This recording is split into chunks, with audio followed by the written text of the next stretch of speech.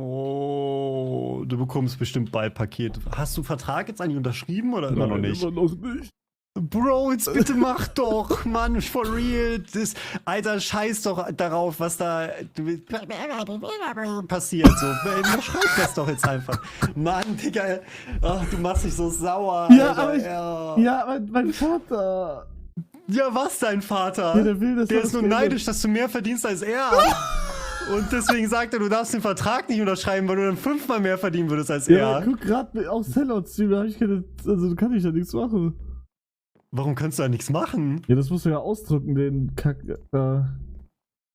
Nee, musst du nicht. Kann ich das online einfach machen?